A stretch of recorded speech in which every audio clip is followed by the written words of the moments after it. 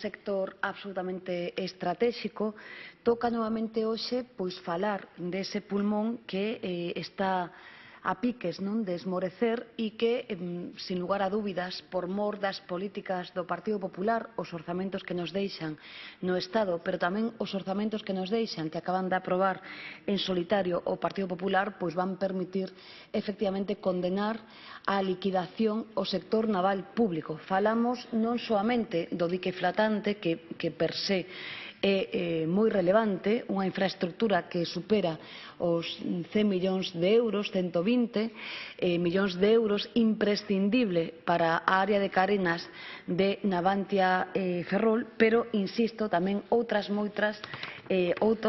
moitos investimentos que, dende parte do orzamento do Estado, por suposto, incumplindo as promesas electorais, non ten previsto executar o Goberno do Partido Popular.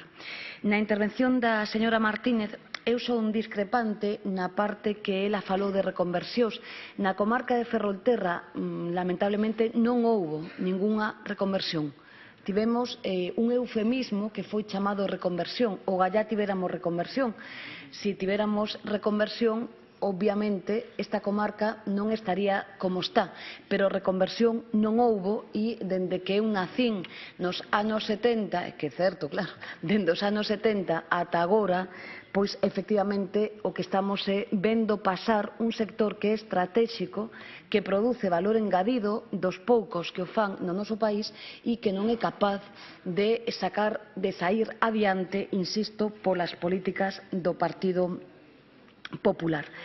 Aquí hai moitos matices tamén, porque o que precisa agora mesmo o sector naval público son moitísimas cousas. Unha delas, ao dixo o compañeiro Jorquera, por suposto que sí que dar cumprimento á lei que se ten aprobado neste Parlamento, sobre todo coa participación da Xunta de Galicia nas estructuras de decisión da empresa, por suposto sí, pero temos que cambiar moitas outras cousas, porque non esquezamos que Navantia Fene Ferrol é unha única empresa nestes intres.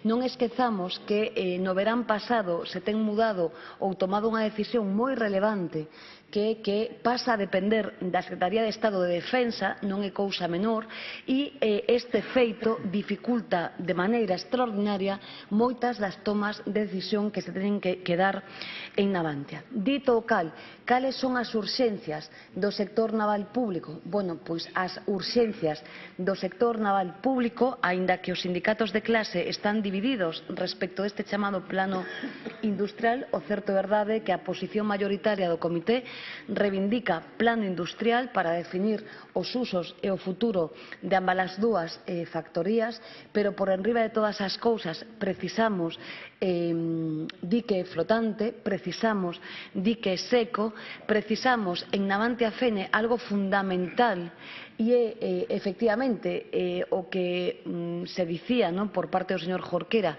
Dende logo, todo o que se está sinalando por parte dos enxeñeiros é que non é compatible a actividade de desenvolvemento de Iberdrola, que hoxe está ocupando o asteleiro de practicar jackets, con fabricar buques e outro tipo de artefactos. Por tanto, esta é a gravedade, é dicir, pola vía dos feitos, o Partido Popular está, digamos que, esmorecendo o sector, agora que non hai veto formal por parte da Unión Europea, pero sin deixarnos facer o que sabemos facer. Esta é a urxencia, é dicir, definir claramente cal vai a ser o futuro dese magnífico asteleiro que temos a sorte de ter no noso país.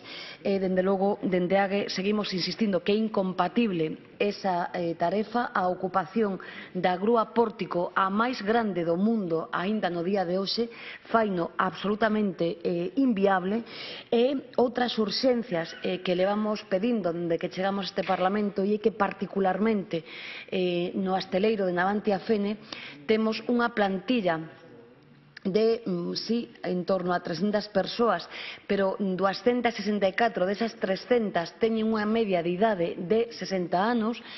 Non é posible soster unha empresa viva que precisa mudanzas tecnolóxicas potentes con esa plantilla, e o que é máis, se hoxe tiveramos a sorte de facer un petroleiro ou un gran buque, non teríamos plantilla para facelo. Esta é a realidade do que está pasando nesta comarca e eu aproveito para desmentir o que se ten dito respecto da ocupación que temos no sector naval. Non é certa e, como non é certa, os traballadores e traballadoras voltaron a saír o día 13 deste mes de decembro en reclamación de algo fundamental que é a carga de traballo para o sector naval público. O resto é pois condenar a fame a este pobo. Non estamos dispostos e, aínda con moitos matices na iniciativa que presenta a señora Martínez, imos votar favorablemente a mesma. Grazas. Grupo Socialista, señor Losada.